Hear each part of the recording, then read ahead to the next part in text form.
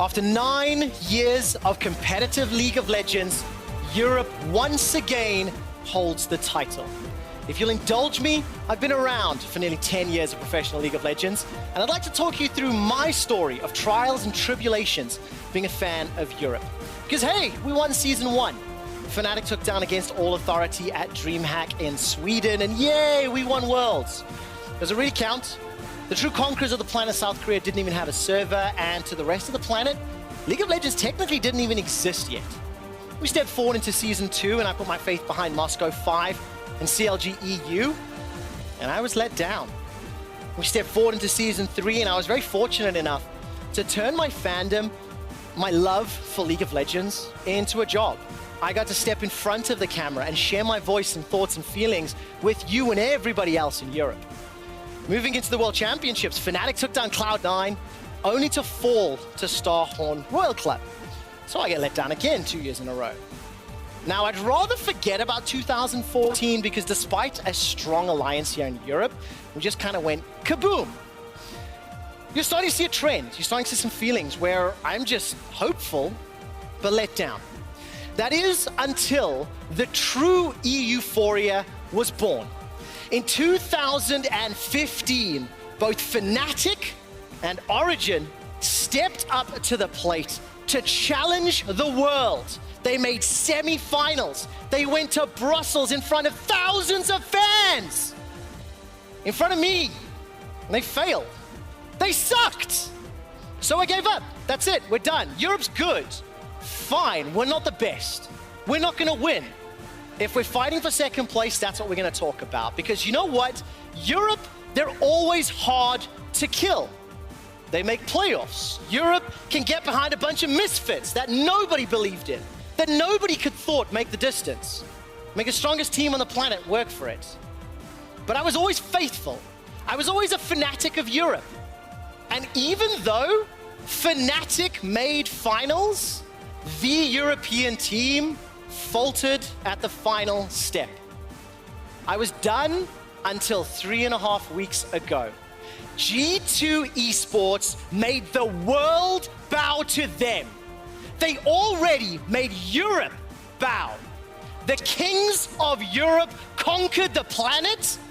And from this European fan, I just want to say, thank you, G2. The champions from Europe. It's Moscow 5, BenQ. Moscow 5, BenQ. They are one game away from qualifying themselves for that grand final. I think this is the first time we have seen them not be able to answer a strategy. Your first semifinal match going into a best of 3 between Taipei and Moscow 5. There goes the exploding cast. Looks like they will initiate this fight on. The turret goes down. Darian gets caught out. He can't even ultimate the crescendo, stopping them from using the abilities. Diamond Prox goes down. The inhibitor is open. Taipei Assassins look to take down the last Nexus turret, and they will drop Moscow 5 from the League of Legends Championship playoffs. Hootie has arrived, and holy crap! Everyone's dying in this fight. Reckless goes down. Zatai gets a bunch down, but Hootie, the double, the triple kill, the quadra kill for Hootie. And Fnatic will advance to the semi-finals. Welcome to the 2015 League of Legends World Championship semifinals. This is the fight of the game. The teleport is coming down for Smeb, and the dragon looks like it will get secured. Picked up by Fnatic, but Feathervin is forced away. Smeb will not find the kill, and Feathervin jumps in the pit. They've traded AD carry for support, but Feathervin's down as well. And the cool, calm, collected KOO Tigers will pick up their first victory. Fnatic get aced and lose the Baron. Feathervin's in trouble. He's been bounced up, exhausted, and he's down. That's the last hope for Fnatic. And KOO Tigers are 2-0 against Fnatic. And the fire of Fnatic on home soil looking to be extinguished. KOO will get themselves the ace, will get themselves the base. Game 1 of the semifinals. South Korea's SK Telecom T1 versus Europe's Origin. What a round right now. He's still running away through the wards. Pop Summoner teleport. And Wolf and Bangi in pursuit. Peke goes down. The fight resumes 3v5. Soaz can't even kill off EasyHoon. This will be the game. Slow but has the gray health. Niels will go down to Bang. Takes the wrong state. And oh, it's gonna get worse before it gets better. There's no stopping him now. It's time for SKT to make it to the finals undefeated. O técnico, Ian. Here comes a play on a Faker, exhausted. Zon keeps away from the wall, not clicking against slow. There's a flash to chase. First blood into Perks. Only for Peanut. Now Mithy on the wrong side of this one. Pops the shield, won't matter. Peanut flashing to chase. Gonna get that one picked up. Bang next one to the block, but he's gonna survive. Right now, Hootie flashing out of the Nexus turret, hoping to take them all down, and he will do so. No one dead for SKT, and the dominance continues. The Perks and Faker looking to take him out. One more shot, the flash, the auto. It should be a trade kill, but Trick is dead. And the European LCS's G2 Esports have tied up the series. The championship. G2's redemption is nice, but SKT going through the crucible of the mid-season invitational to lock it down as the best team in the world. Are you ready?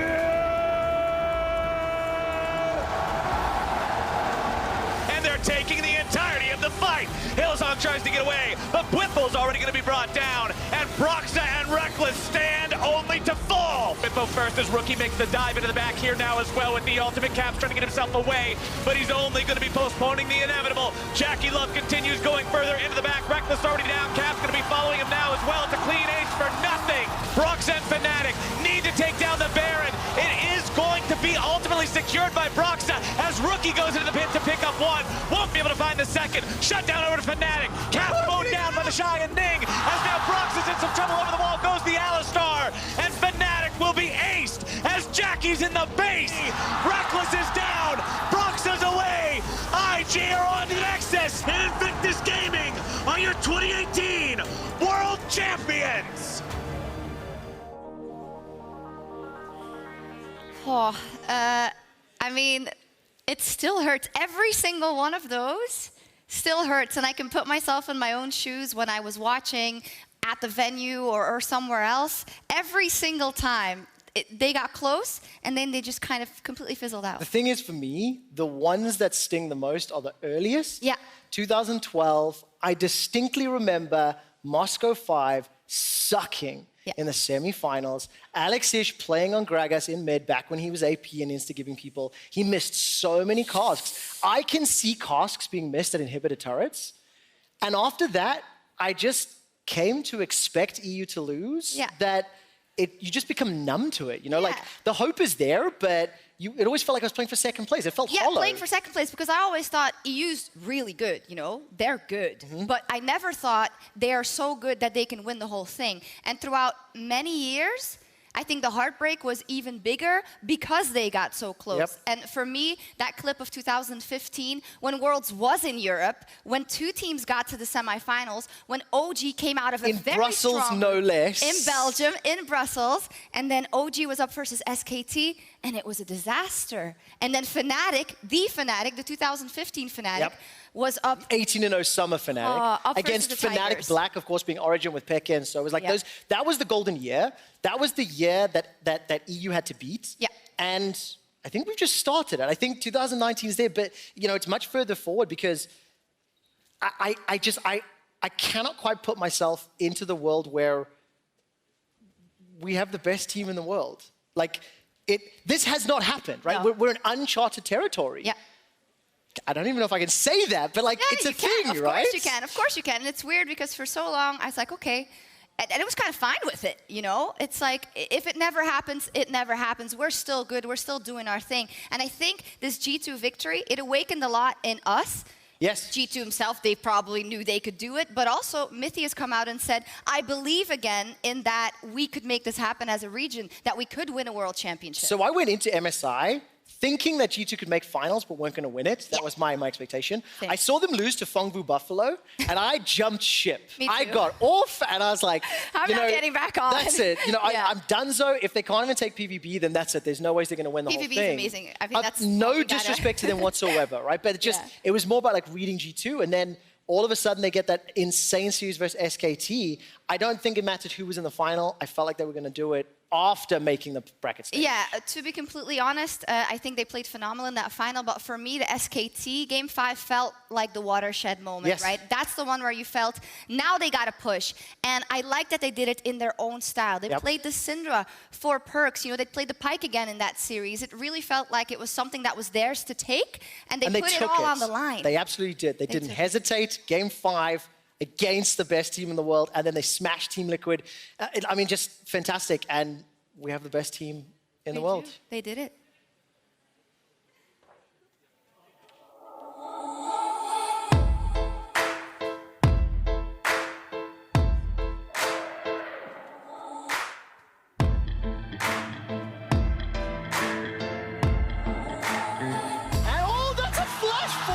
I did not anticipate that from Teddy, and already on the board, SK Telecom. Khan's coming in with a slicing maelstrom into all of G2! Caps is already down, Perks follows.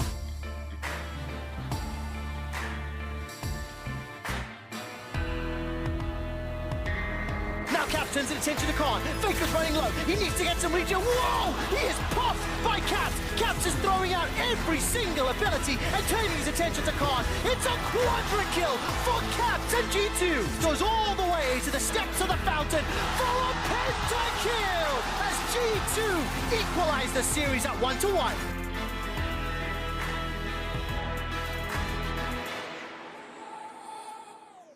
Here comes FLICKR as well with the follow-up stun. It's a double. Deep flash is available. Teddy has used it. That's Mickey's ultimate. Slicing Maelstrom, though, has done so much work. Jankos and Caps are obliterated. The Nexus is being focused. SK Telecom lead the series 2-1. We're straight into the picks and bans for Game 4. And remember, if SKT win this, they are in the final. Obliterated. Massive! Manages to steal the knob. FLICKR turns around. This is the G2 classic. They never go for conventional when trying to end the game. They're split pushing right now. Caps and Wanderer on the Nexus. They will not go quietly. The Nexus is being focused, but look at FLICKR. Nexus 1 or 2 more hits. Manning on the top. Wonder forces Game 5. There's the Pyke cover coming out from G2. Oh, they lock it in! The top lane Pyke is back. Oh, here's Wonder. FLICKR's got flash available. He's rooted in place. Caught by Lissandra ultimate, and he's killed from below. G2 Esports have been gifted and donated a Baron from SKT. That's a dunk from Wonder. Death from below for the double, for the ace, for the Baron, and the base. The gap be damned. Where were you when the West rose up? Europe versus North America at the MSI final.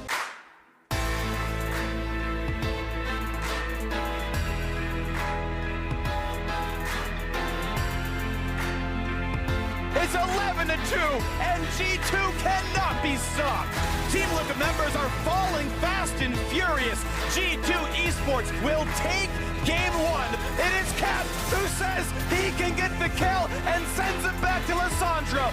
In they go as he's still slicing Maelstrom. And it is just that, slicing up Team Liquid. Nice juke by Cap, but will be hit a little bit. As the sun comes in, Ult comes in as well. He's got a lot of a FLICKR to play around with. They find that first stun, they find some damage, but Ignite means he won't get the solo kill in the 1v2. And Caps tries it for Jensen, and here comes Mickey! G2 slaughtering Team Liquid. And G2 will pull back. That's a big stun. That's a big engage. There is no chance TL comes back from this. They're already on to the Nexus turrets. This is what peak League of Legends looks like, and it comes from Europe.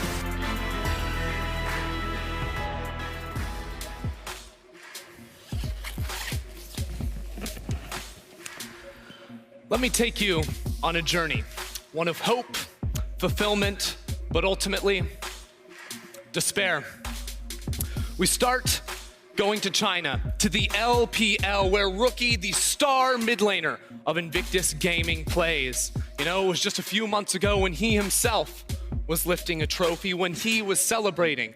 But celebration wasn't the first thing on his mind. Deep down, he knew that would be the last time he would lift a trophy internationally. Because it was moments later when he discovered himself that G2 would be your MSI champions and that the era of Europe was upon us. We go across the Pacific, to North America, the home of the best AD carry to ever play in the LCS. He will continue to add trophies to his collection, but there are two that will evade him, MSI and Worlds, because the era of Europe is upon us, and because in this moment, he realized that as a man with 10 years experience, he wasn't good enough to beat a man with 3 months to his name. We move on to Korea. FLICKR, the best player to ever play professional League of Legends. Look how happy he was then. A smile on his face, joy in his heart. But even then, he knew that his time was coming to an end. Because not long after, this was the scene. And you think he's crying because he lost a world championship? No, no, no. That's because from this moment onward, they would be calling him Baby Caps. And FLICKR, with that look in his eyes, knew that the LCK, its time was over. The era of Europe had begun. Players around the world shed tears in the wake of G2's dominance. But here at the LEC, as champions, all we have left to do is dance. Wait.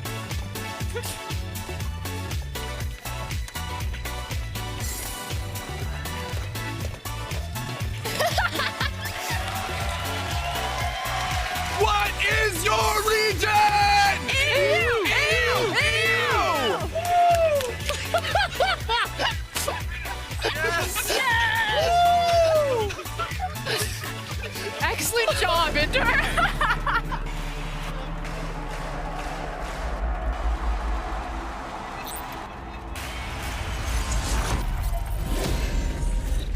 Rogue, definitely a team we have to look out for, but they have a tall order. Vitality, reminding us that they've earned their spot at Worlds. Misfits show they may be out of playoffs, but they are still very much here to play. SK Gaming will make playoffs in their first split, and they prove that they belong amongst the best teams. Fanatics, they came to dominate. Upset somehow won the Penta! The perfect ingredients for how to make this team work. OG have cut down Fnatic.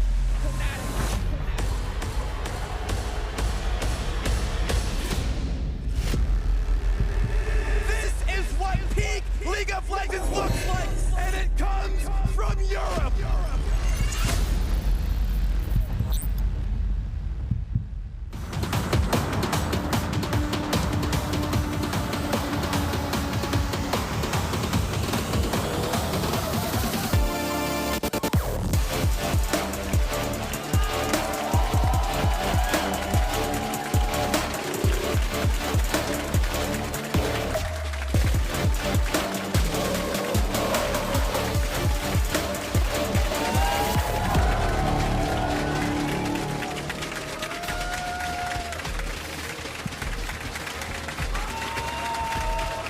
Welcome everyone to the opening day of the LEC Summer Split. All 10 teams go into week 1 with the dream. Are they wearing Versace gowns? Okay, I'm sorry.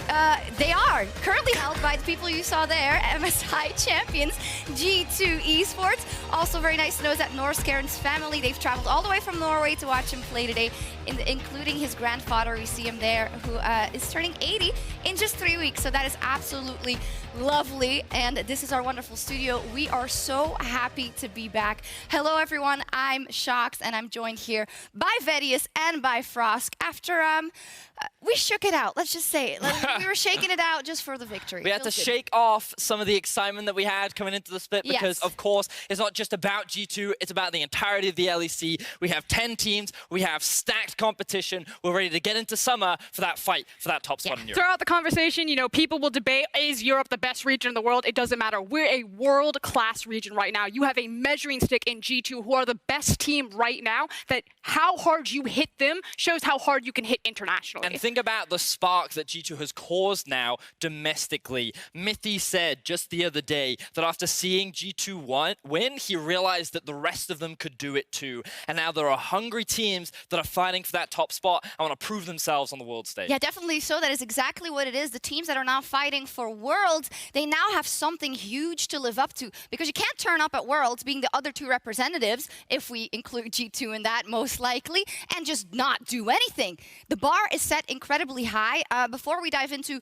more of what we're going to do today, I do want to look back to spring for just a second to wrap up everything. G2 are champions, OG, a very nice second place who had great development throughout the split, and Fnatic third. I mean, the reality is you couldn't write a better fan fiction in terms of all of the favorites colliding at the top. It's like Origin, Fnatic, G2, but that doesn't count out the fact that Splice, Vitality, SK, Schalke, they had really good moments throughout the split. We had some amazing storylines. The upsets from XL, the crazy plays from Selfmade, so many awesome stories, and you can only hope that it's going to get even better as we now have the MSI champions in our league. Yeah, let's see what happens today, and let's check out what we've got coming up on the first day of the LEC Summer Split. Now, first up as an announcement, due to a delay outside of the team's control, the match schedule has changed with XL Esports and Schalke 04 now facing off in the last game of the day.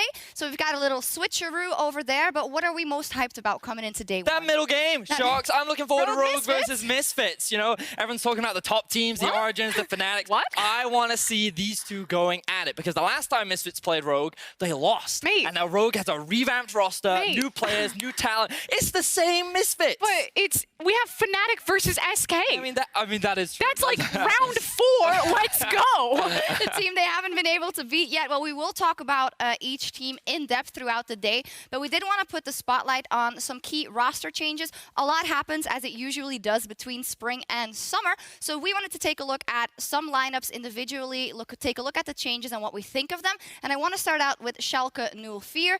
This time around, they have put Trick in the jungle. That is now a shared position between Memento and Trick, but today Trick is starting. What do we make of that? Well, you saw on social media, it kind of felt like around the Schalke camp, it was quite obvious that there were issues in the jungle, especially with confidence. So maybe not even comparing Memento's playstyle towards Trick's playstyle, you have the inject of kind of new morale, and that can really reinvent a team. Yeah, I'm really excited to see how this Schalke looks now with the addition of Trick, largely because something we talked about was the first half of the split. If you only remember that part, this roster looks amazing. And arguably, you'd hope that Trick comes in as an improvement to what was the second half, where we saw Schalke really fall apart as a team. So hopefully with this new invigorated player in Trick, we don't get to see LCK. We see the old MVP Trick make his return to the That's the thing. No longer LCK Trick, LEC Trick. We'll see if that is who turns up. And it is, of course, the Schalke special. Last year, they also changed their jungler in the half of the year, and they got all the way to the final. So the only way is up.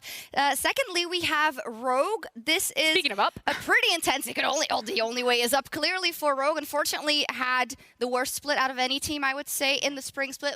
Don't have to beat around the bush with this roster, and they made some drastic changes. Yeah, they've brought that Ultra Liga squad in now. The team that had a lot of success domestically within Poland has now made its way to the LEC stage, and I already talked about how I'm very excited for this roster. In particular, the man in the mid lane, Larson. The last time LEC fans will have seen him was when he played for H2K back in 2018. He was the guy that helped that losing squad secure their very first win against Splice. So him returning to the LEC stage, I'm excited to see what he can do. I did peek on the Polish league just to kind of get a feel for this roster. Now, all 5 of this lineup did play there, so you can kind of get expectations of their playstyle. For me, Woolite and Vander were really the big strong point. I know that the team puts a lot of emphasis behind Inspired as a jungler.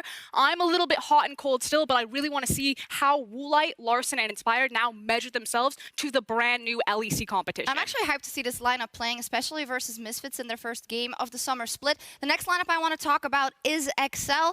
They, in the spring split, they had a couple of upsets, I would say, but they would never grow beyond that we've seen out of spring. So they made some changes. The question is, how happy are we about them, Frosk? Oh, I'm going to say it's more of a sideways turn than necessarily what I wanted to see. I like the fact that they gave assurances to brand new talent like Jessica. Now, in an interview, Kasing said that he wanted to focus more so on his gameplay, and he felt like he was micromanaging a brand new ADC. By rejoining with Hjarnan, he no longer has to focus on what the ADC is doing. He can trust Hjarnan to do that, and he can focus entirely on himself. For me, why I'm a little disappointed in this roster is because it feels like it's counterintuitive to what the goals of XL was, which to me much felt like growing and development of new talent. And the fact that they replaced Jessica for Hjanen, a player who I feel we've seen his ceiling. Yes, in the short term, he might add value to this roster, but in the long term, I'm not entirely convinced that these changes will benefit XL. So I'm hoping that they prove me wrong, but right now, I'm not bought into the changes that they've made. In any case, Mickey will not be starting today's special. Will still be in the mid lane for this lineup today, so we'll see how they can do. Finally, I want to talk about Misfits. I think we can all agree the biggest disappointment out of any team just because of the expectations put on that super team. With these guys in your roster not making the playoffs, you got to make a change. Yeah, expectations were that we'd see some differences in this roster, but all the changes happened behind the scenes, the infrastructure. Coach Moose is back on the scene right now. They've kind of changed some of their coaching staff, but on top of that, they've added a couple of key players just behind these individuals so that if this 5-man squad doesn't work out, then there is pressure and young talent ready to take that spot. That's my concern. Sometimes players need the carrot, sometimes players need the stick. Right now, running a 10-man roster, this feels very much like a stick. And at this point, when the expectations are so high for Misfits, I'm just afraid that that pressure might be that the guillotine is about to drop. All right, we'll see how they deal with that pressure, but true champions normally do well when they are under pressure, right? This is why I haven't lost faith completely in Misfits yet, but can we agree this is kind of their last chance also from our perspective? Yeah. I think that's actually fair. At some point, you can't give Misfits the benefit of the doubt, especially with different rosters. This feels like it keeps happening to them, that they have these great moments, but they're unable to find that consistency over the course of an entire year. Yeah, exactly. Now, a lot of changes in terms of teams, but also in terms of what we may see on the Rift, or possibly not. It has been 3 weeks since we saw play at MSI. 3 patches are now what we're starting with in the LEC, and we wanted to take a look at some compositions that we've seen around the world so far, starting with the LCS and what Team Liquid ran.